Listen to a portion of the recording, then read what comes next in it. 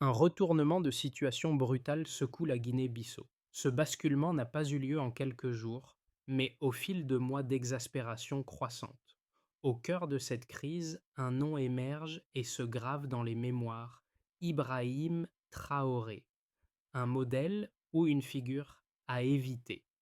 Dans un contexte où la stabilité régionale du Sahel est menacée, la chute du gouvernement de Bissau a provoqué des remous bien au-delà des frontières du pays.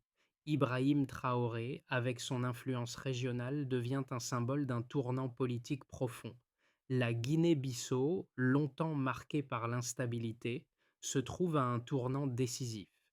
Les mois d'incertitude politique ont abouti à un renversement de pouvoir qui pourrait bien redéfinir l'avenir du pays. Ibrahim Traoré, dont le nom est désormais omniprésent, devient une figure centrale dans cette transition. Les attentes sont élevées. La population espère que cette transition amènera un changement tangible, qu'elle offrira des solutions aux problèmes structurels qui ont fragilisé le pays pendant des décennies. Mais ces espoirs s'accompagnent de risques majeurs. Si le processus échoue, la Guinée-Bissau pourrait s'enfoncer davantage dans la crise, entraînant une instabilité régionale encore plus profonde. Le destin du pays semble suspendu à l'action de ceux qui, comme Ibrahim Traoré, incarnent un modèle de changement radical, mais aussi d'incertitude. Les enjeux sont clairs. Réussir cette transition pourrait redonner de l'espoir à une nation brisée, mais l'échec pourrait avoir des conséquences dramatiques. Le renversement en Guinée-Bissau n'a pas été un acte isolé, mais le produit d'un climat de mécontentement accumulé au fil des années. Depuis plusieurs décennies, le pays souffre d'une instabilité politique chronique, exacerbée par une gouvernance de plus en plus déconnectée des réalités du terrain. Les institutions fragilisées ont vu leur crédibilité se dissiper, laissant un vide politique que les autorités ne parvenaient plus à combler. Ce contexte d'urgence a trouvé son paroxysme avec la prolongation controversée du mandat présidentiel, une décision perçue comme une tentative de consolidation autoritaire du pouvoir. Cet acte a déclenché une vague de protestations populaires, créant une situation de plus en plus intenable pour le gouvernement en place. Alors que les manifestations prenaient de l'ampleur, une autre dynamique s'est ajoutée à l'équation, l'influence grandissante des transitions militaires dans la région du Sahel. Les événements au Burkina Faso, au Mali et au Niger ont profondément résonné en Guinée-Bissau, où des figures comme Ibrahim Traoré ont commencé à incarner une alternative radicale à l'ordre politique traditionnel.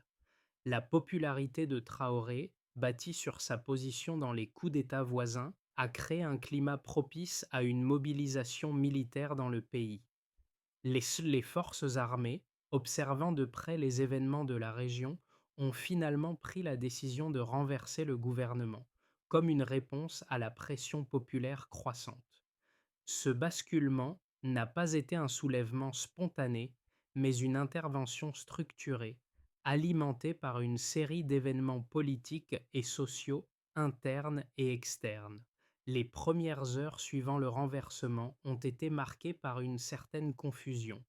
La population, partagée entre espoir et inquiétude, n'a pas su immédiatement comment réagir.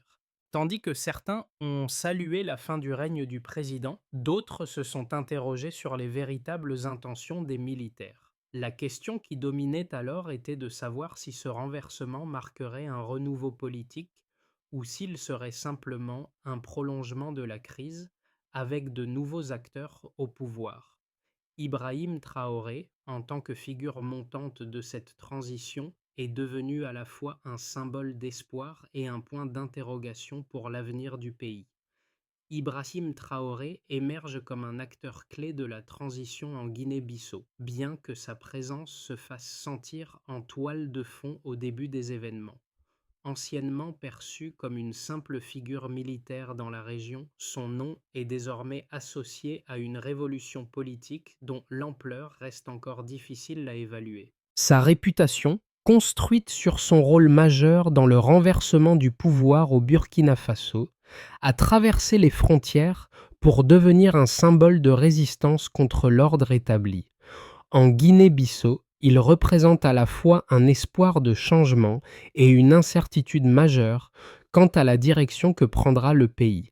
Lors des premiers jours de la crise, l'armée a pris une position discrète mais décisive. Bien que la population ait observé les événements avec méfiance, elle a rapidement compris que ce renversement n'était pas simplement un coup de force, mais une opération soigneusement planifiée. Les militaires ont pris les points stratégiques, notamment les ponts et la radio nationale, dans un acte de contrôle qui a déconcerté ceux qui s'attendaient à un chaos total. Cependant, cette prise de pouvoir a suscité des sentiments partagés parmi la population. Certains ont célébré la fin de l'autorité présidentielle, tandis que d'autres ont exprimé leur inquiétude face à l'avenir du pays sous une direction militaire. Dans ce contexte, Ibrahim Traoré a joué un rôle crucial, même s'il n'a pas été directement impliqué dans les premières heures de la transition. Sa figure a rapidement été associée à cette volonté de changement radical, et son influence croissante a renforcé l'idée que la Guinée-Bissau pourrait suivre une voie similaire à celle de ses voisins. La question est de savoir si ce changement pourra véritablement conduire à un renouveau ou s'il s'agira d'un simple échange de pouvoir entre élites. Le renversement du gouvernement en Guinée-Bissau n'a pas été un événement isolé. Il s'inscrit dans un contexte régional plus large, où les transitions militaires se sont multipliées ces dernières années. Le pays, déjà fragilisé par des années d'instabilité politique et économique, a connu un point de rupture lorsque le gouvernement a pris la décision de prolonger le mandat présidentiel de manière controversée. Cette prolongation a été perçue par une large partie de la population comme un abus de pouvoir et a conduit à une escalade des tensions politiques. Dans les rues de Bissau, des manifestations ont éclaté presque immédiatement après l'annonce de cette décision. Les manifestants, principalement des jeunes, ont exprimé leur frustration face à un gouvernement qui semblait de plus en plus déconnecté des réalités du peuple. Des rassemblements de plus en plus massifs ont eu lieu, dénonçant non seulement la prolongation du mandat, mais aussi une gestion inefficace des ressources publiques et un manque de réformes réelles. Le climat est devenu de plus en plus tendu et les appels à la démission du président se sont intensifiés. Le climat politique était donc déjà très tendu lorsque l'armée, observant la situation avec une attention particulière, a décidé d'agir. Le coup d'État n'a pas été un acte spontané, mais une intervention calculée, construite sur une accumulation de tensions internes et externes. Les événements au Burkina Faso et au Mali ont certainement joué un rôle dans cette décision. Ibrahim Traoré, avec son rôle central dans le renversement du pouvoir à Ouagadougou, est devenu une référence pour ceux qui souhaitaient un changement radical en Guinée-Bissau. Le nom de Traoré est devenu un symbole de rupture et d'espoir, mais aussi d'incertitude dans cette période de transition. Lorsque l'armée a lancé son opération, elle a agi avec une précision surprenante. Les premières actions ont été menées dans la nuit, avec des unités spéciales prenant le contrôle des points stratégiques tels que les ponts et la radio nationale. Bien que la situation ait été tendue, l'opération a été menée de manière efficace, sans les scènes de violence ou de chaos que certains avaient anticipées. Au matin, le président était en détention et la situation avait radicalement changé. Ce coup d'État, bien que perçu comme une libération pour certains, a aussi suscité de vives inquiétudes. Le vide politique créé par la chute du gouvernement a mis en lumière l'incapacité des institutions à fonctionner correctement. La transition semblait offrir une solution immédiate à la crise politique, mais la véritable question demeurait: qu'allait-il se passer après? Les autorités militaires ont rapidement pris le contrôle des institutions clés, mais leur capacité à instaurer un gouvernement stable et démocratique est restée incertaine. la réaction de la communauté internationale a été partagée. Si certains pays ont salué la fin du régime autoritaire, d'autres ont exprimé leur inquiétude quant aux implications de ce coup d'État pour la stabilité de la région. Les voisins immédiats, notamment le Sénégal et la Guinée, ont suivi de près les développements, craignant que cette transition ne devienne un précédent pour d'autres pays de la région du Sahel. Ibrahim Traoré, avec son influence grandissante, pourrait jouer un rôle déterminant dans l'avenir de la Guinée-Bissau, mais ses actions et ses décisions seront scrutées par la communauté internationale. Ce renversement de pouvoir, bien qu'acclamé par certains comme une victoire du peuple, a posé un défi immense pour l'avenir du pays. Si la transition est mal gérée, la Guinée-Bissau pourrait se retrouver dans un cycle de crise politique et sociale encore plus profond. À l'heure actuelle, il est difficile de dire si ce changement radical sera porteur de stabilité ou s'il ne fera que perpétuer les conflits internes. La population, en attendant des résultats concrets, vit dans un état d'incertitude, oscillant entre espoir et scepticisme. Les premières données sur la situation en Guinée-Bissau après le renversement du gouvernement et mettent en évidence l'ampleur des défis auxquels le pays doit faire face. Un des premiers indicateurs marquants concerne la baisse de la participation électorale, un phénomène observé lors des élections précédentes. En seulement 2 ans, la participation électorale a chuté de près de 30%, un signe évident de l'épuisement du système démocratique et de la perte de confiance du peuple dans les institutions en place. Cette baisse de la participation n'est pas simplement un chiffre. Elle témoigne d'une fracture profonde entre les citoyens et les gouvernants. Les Guinéens, fatigués de décennies d'instabilité politique et de promesses non tenues, semblent avoir perdu foi dans la capacité des autorités à répondre à leurs besoins. Un autre chiffre important qui émerge après le renversement est le taux d'absentéisme du président, qui a été particulièrement élevé au cours des dernières années de son mandat. Selon plusieurs sources, le président a passé plus de la moitié de son temps à l'étranger, laissant le pays sans véritable leadership. Ce phénomène de absence prolongée a exacerbé la perception de l'isolement du président et son déclin en tant que figure centrale de l'État. Cette absence de présence, notamment dans les moments clés de la gestion politique et économique, a gravement affecté l'administration et a contribué à l'instabilité grandissante du pays. Le troisième facteur de tension qui a contribué à l'effondrement du gouvernement a été la décision controversée de prolonger le mandat présidentiel. Bien que cette décision ait été défendue par certains comme une mesure légale, elle a été largement rejetée par l'opinion publique, qui l'a perçue comme un abus de pouvoir. Les manifestations de rue se sont intensifiées après cette annonce, avec des appels de plus en plus forts à la démission du président. L'incapacité du gouvernement à répondre aux demandes de la population, notamment en matière de services publics et de gestion des ressources naturelles, a exacerbé la situation. Cette crise de légitimité a été le catalyseur final du renversement. D'autres éléments de preuve quantifiables ont été les défaillances des services publics. Un rapport récent a mis en lumière l'aggravation des problèmes liés à la gestion de l'eau et de l'électricité dans les grandes villes du pays. Les coupures fréquentes d'électricité et l'insuffisance de l'approvisionnement en eau potable ont alimenté le mécontentement de la population. Ces défaillances ont également eu un impact direct sur la vie économique, perturbant les petites entreprises et affectant la qualité de vie des citoyens.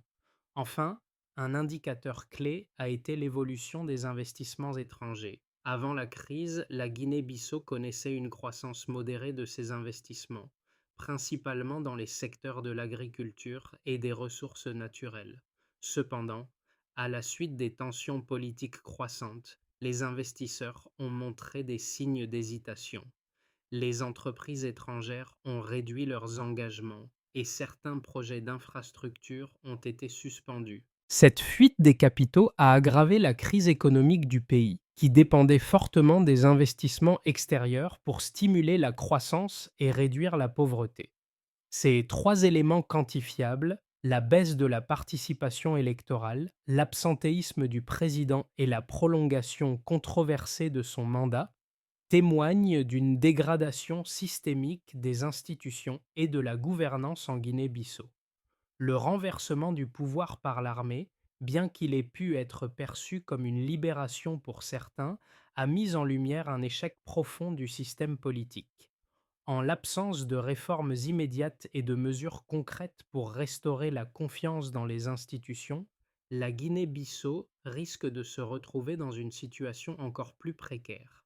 Le renversement du gouvernement en Guinée-Bissau a suscité des débats intenses au sein de la communauté internationale. D'une part, certains considèrent l'intervention militaire comme une réponse nécessaire face à l'échec des institutions démocratiques. Selon cette vision, la prolongation du mandat présidentiel et l'incapacité croissante du gouvernement à répondre aux besoins fondamentaux de la population ont créé une impasse politique. Les partisans de cette ligne de pensée affirment que sans l'intervention de l'armée, la situation aurait dégénéré en un chaos incontrôlable. La prise de contrôle militaire, bien que perçue comme un coup d'État, a été vue par certains comme un dernier recours pour éviter une explosion sociale. Ils estiment que l'armée a agi pour préserver l'État et éviter une crise plus profonde, tout en promettant de remettre en place un processus de transition pacifique. D'autre part, il existe une critique croissante de ce renversement qui considère le coup d'État comme un risque majeur pour la démocratie et les libertés fondamentales. Les opposants à l'intervention militaire soulignent que ce type de régime, bien qu'ayant pour objectif de restaurer l'ordre, pourrait en réalité affaiblir encore davantage les institutions démocratiques en Guinée-Bissau. L'un des arguments principaux est que l'armée pourrait désormais devenir un acteur politique permanent, ce qui marquerait la fin de la primauté des institutions civiles. De plus, cette prise de pouvoir par la force pourrait inciter d'autres pays de la région à suivre un modèle similaire, où les coups d'État deviennent la norme chaque fois que les institutions politiques échouent. Ces critiques soulignent les dangers d'une militarisation de la politique, qui pourrait mener à des dérives autoritaires à long terme. Cependant, il est également possible d'envisager une voie intermédiaire. Bien que le coup d'État militaire puisse être perçu comme une rupture avec la démocratie, certains analystes estiment qu'il pourrait également offrir une opportunité pour rétablir la stabilité à court terme. Si l'armée réussit à instaurer une transition maîtrisée et à rétablir progressivement les institutions démocratiques, elle pourrait alors jouer un rôle stabilisateur. Mais pour cela, il est crucial que la transition soit transparente et qu'elle repose sur un calendrier clair, avec un engagement ferme envers un retour à la gouvernance civile. Cela nécessiterait également la mise en place de réformes institutionnelles substantielles pour garantir que les mécanismes démocratiques soient renforcés et non affaiblis par l'expérience militaire. En définitive, la transition en Guinée-Bissau repose sur une question clé. Les autorités militaires seront-elles capables de jouer un rôle constructif dans la réorganisation du pays ou cette prise de pouvoir marquera-t-elle le début d'une nouvelle forme de gouvernance autoritaire, encore plus fragile que celle qu'elle prétend remplacer? Le renversement en Guinée-Bissau a marqué un tournant dans la politique du Sahel. Ce n'est pas un simple changement de pouvoir, mais un indicateur des évolutions politiques en cours dans la région. Si, d'un côté, certains voient ce coup d'État comme une libération, un soulagement pour la population frustrée, de l'autre, il soulève des préoccupations majeures pour l'avenir du pays et de la région. Ce changement de régime, bien que contrôlé au début, pourrait rapidement devenir un précédent dangereux. Cependant, malgré ces préoccupations, un fait demeure. La Guinée-Bissau est à un carrefour.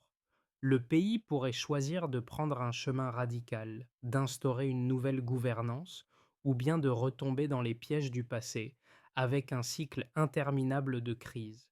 Ce moment n'est qu'un début, et les prochaines étapes détermineront si le pays sera capable de sortir de l'impasse ou s'il sombrera à nouveau dans l'instabilité. Ce n'est pas seulement la question de la politique intérieure qui est en jeu, mais aussi l'impact sur la stabilité régionale, notamment en ce qui concerne les relations avec les voisins et les grandes puissances extérieures.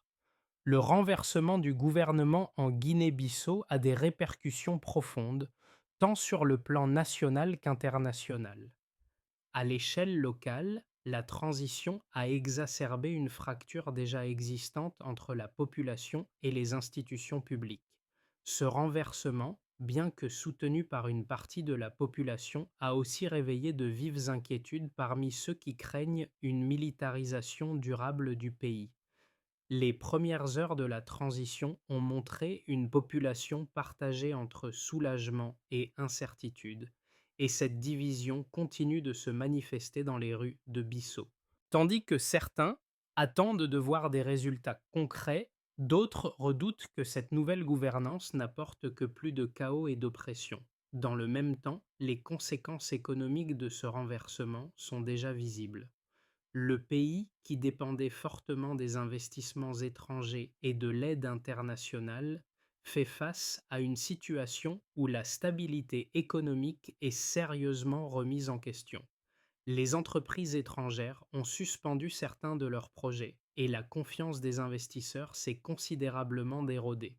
La Guinée-Bissau, avec ses ressources naturelles importantes, risque de voir un déclin de ses exportations et un accroissement de la pauvreté si la situation économique ne se stabilise pas rapidement.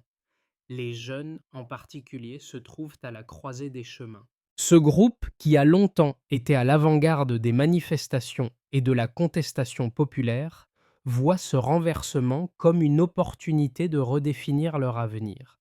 Cependant, ils sont aussi conscients que cette opportunité pourrait rapidement se transformer en un piège avec un régime militaire imposant ses propres règles et sans tenir compte des aspirations démocratiques. Cette génération, qui a grandi dans un environnement d'instabilité, doit maintenant naviguer entre espoir et crainte. Ils ont besoin de réformes économiques et politiques profondes pour surmonter les défis du pays, mais sont-ils prêts à accepter un modèle autoritaire, même s'il peut offrir une stabilité à court terme? Les voisins de la Guinée-Bissau, notamment le Sénégal, la Guinée et le Mali, observent attentivement la situation. La transition en Guinée-Bissau pourrait avoir un impact direct sur la stabilité régionale. Si le pays parvient à maintenir un certain ordre et à instaurer des réformes démocratiques, il pourrait devenir un modèle pour d'autres nations en crise. Toutefois, si la situation dégénère, elle pourrait entraîner un effet domino dans la région, avec des implications graves pour la sécurité et l'économie du Sahel. Ce renversement a ainsi une portée bien au-delà des frontières de la Guinée-Bissau. À l'échelle internationale, la communauté mondiale scrute les décisions qui seront prises dans les mois à venir. Les grandes puissances, notamment l'Union européenne et les États-Unis, devront décider s'ils soutiendront la transition ou si des sanctions seront imposées. L'option d'un soutien limité, axé sur des réformes institutionnelles et un retour à la gouvernance civile, semble être la voie privilégiée par certains acteurs internationaux. Cependant, la situation reste volatile et la communauté internationale doit faire preuve de prudence avant de s'engager pleinement dans le soutien à ce régime militaire. Dans les 6 à 12 mois à venir, plusieurs scénarios peuvent se dessiner pour la Guinée-Bissau. Chaque trajectoire présente ses propres risques et opportunités, et chacune aura des répercussions profondes sur l'avenir du pays et de la région. Dans un scénario de stabilisation fragile, la transition militaire parvient à maintenir l'ordre et à éviter une dégradation rapide de la situation. Les autorités militaires, tout en restant au pouvoir, mettant en place des réformes modérées telles que la réactivation progressive des institutions et l'amélioration des services publics. Cependant, cette stabilisation est fragile et le pays reste vulnérable aux tensions internes. Les réformes démocratiques, bien qu'envisagées, sont lentes à se mettre en place. La population, bien que soulagée par l'instauration d'une forme d'ordre, reste méfiante quant à la volonté des militaires de rendre le pouvoir aux civils. Dans ce contexte, la Guinée-Bissau pourrait connaître une période de paix relative, mais avec une stabilité précaire, prête à se fissurer en cas de nouvelles tensions sociales ou économiques. Dans un scénario plus favorable, axé sur une refonte institutionnelle, l'analyse envisage une refonte plus profonde des institutions guinéennes. Si les autorités militaires réussissent à engager un dialogue constructif avec les partis politiques et les groupes sociaux, des réformes structurelles significatives pourraient être mises en place. Cela inclurait la modernisation des institutions, la mise en œuvre de politiques économiques plus inclusives et la création de mécanismes de gouvernance transparents. La Guinée-Bissau pourrait ainsi renouer avec une forme de gouvernance plus démocratique, bien que le rôle de l'armée dans ce processus reste essentiel. Cette transition pourrait également s'accompagner d'un renouveau économique, avec un meilleur contrôle des ressources naturelles et des investissements étrangers qui reviennent progressivement. Cependant, cette voie exige une volonté politique forte et une gestion prudente des attentes populaires, car tout écart par rapport aux engagements pourrait nuire gravement à la stabilité. Dans le scénario le plus sombre, marqué par la fragmentation et l'impasse, la transition militaire se bloque avec des factions militaires se disputant le pouvoir. L'absence de réformes efficaces et l'incapacité des autorités à restaurer les institutions démocratiques pourraient entraîner une fragmentation du pouvoir. L'armée pourrait se retrouver divisée, avec des rivaux internes qui compliquent la gestion de la situation. Les tensions sociales et économiques pourraient alors s'intensifier avec des manifestations de plus en plus violentes et des affrontements entre différents groupes. Ce scénario verrait la Guinée-Bissau s'enfoncer encore plus profondément dans la crise, avec un impact direct sur la stabilité régionale. Une instabilité prolongée pourrait en effet inspirer d'autres pays voisins à adopter une voie similaire, augmentant ainsi les risques de nouveaux coups d'État dans la région. Dans tous ces scénarios, la question clé demeure: le pays pourra-t-il éviter de tomber dans un cycle perpétuel de crise ou réussira-t-il à se reconstruire sur des bases solides avec des institutions démocratiques et une gouvernance plus inclusive? Le chemin qu'il choisira déterminera non seulement son propre avenir, mais aussi son rôle dans la dynamique plus large du Sahel. Les événements en Guinée-Bissau, bien que lointains pour certains, touchent chacun d'entre nous d'une manière ou d'une autre.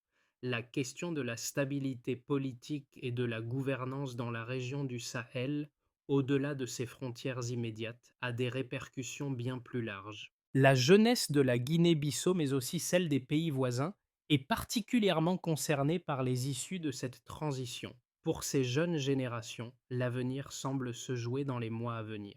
Ils sont au cœur de ce moment historique, entre espoir et anxiété, et attendent de voir si cette transition pourra répondre à leurs attentes de justice sociale, de développement économique et de démocratie. La question n'est pas simplement de savoir si le pays peut surmonter cette crise, mais de savoir si ses citoyens peuvent aussi saisir cette opportunité pour se réapproprier leur avenir. La jeunesse guinéenne, après des décennies de précarité et d'instabilité, aspire à un changement radical. Mais il ne s'agit pas seulement de changement de pouvoir. Ce qui est recherché, c'est un système plus juste pour l'inégalité, plus transparent, capable de fournir des services publics de qualité, de restaurer la confiance dans les institutions et de permettre aux jeunes de voir un avenir viable dans leur propre pays. Pour le reste du monde, cette situation est également une invitation à réfléchir. Comment soutenir la Guinée-Bissau sans perpétuer les mêmes erreurs qui ont mené à la crise? L'engagement international doit être réfléchi et centré sur le soutien à une transition démocratique, avec un accent particulier sur les réformes institutionnelles et la réconciliation sociale. La stabilité de cette petite nation peut bien influencer les dynamiques régionales et la perception du Sahel dans son ensemble.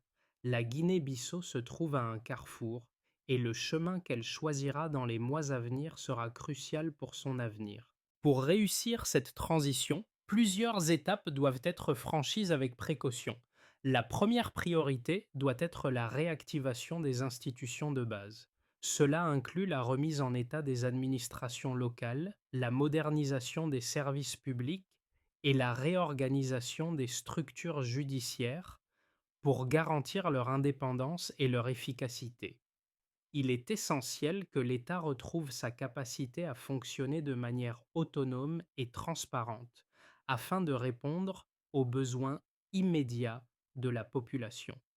Ensuite, des réformes économiques doivent être mises en place pour garantir une redistribution équitable des ressources naturelles du pays. Les secteurs clés, tels que l'agriculture et les ressources minières, doivent être réorganisés de manière à ce que les bénéfices profitent à l'ensemble de la population et non à une élite restreinte. Le contrôle des finances publiques doit être rigoureux, avec une priorité donnée à la lutte contre la corruption et la mauvaise gestion des fonds publics. Parallèlement à ces réformes économiques et institutionnelles, un processus de réconciliation nationale doit être entamé.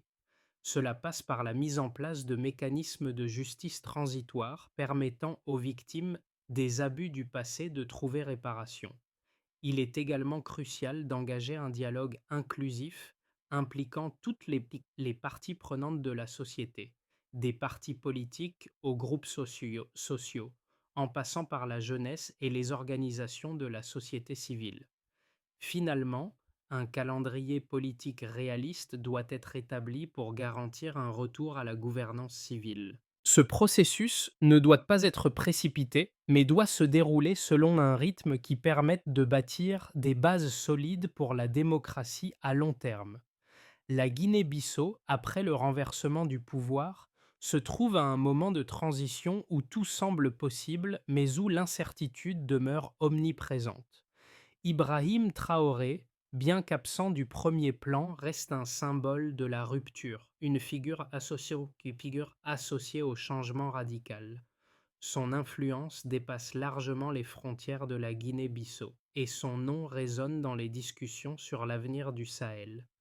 Pour le peuple de Bissau, les premiers signes de changement sont là, mais le chemin à parcourir reste semé d'embûches. La question qui se pose aujourd'hui est: ce changement sera-t-il suffisant pour transformer le pays en profondeur, ou sera-t-il simplement une transition temporaire avant le retour à l'instabilité? Les défis sont immenses, mais l'espoir persiste. Les rues de Bissau, autrefois noyées dans l'incertitude, semblent aujourd'hui prête à s'éveiller à une nouvelle ère. Mais cette ère ne sera pas sans sacrifice. Ce moment de rupture, où tout semble se redéfinir, est l'opportunité ou le dernier avertissement pour la Guinée-Bissau.